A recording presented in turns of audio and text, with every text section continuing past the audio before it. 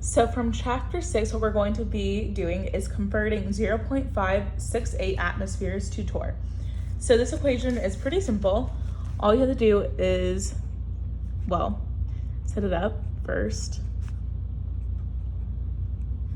And so here we have the 0.568 atmospheres, and we're going to cancel out our units and multiply to get torr. So as we know, the conversion factor is 760 torr per 1 atmosphere. So that's all you have to do. And then when you multiply that, you will get 431.68 torr.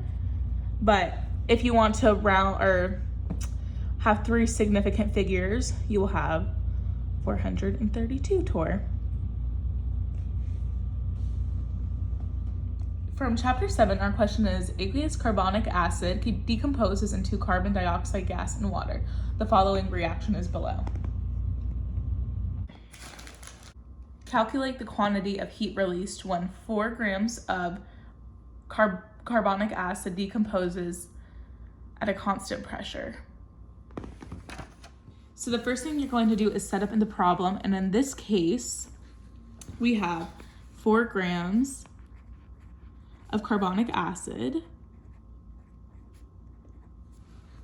and you want to cancel out your the grams, so we need to do dimensional analysis, and it's 1 mole of carbonic acid over the molar weight of carbonic acid, and that is 62.0 grams per mole.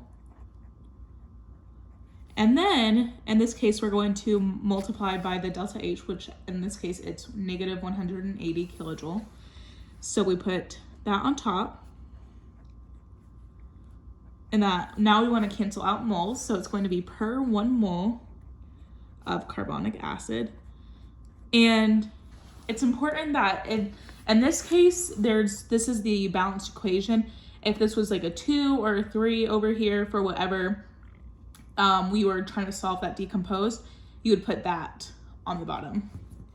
So when you multiply this across, your final answer will be negative 11.6 kilojoules. So from chapter 8, our question is to write an electron configuration for nitrogen.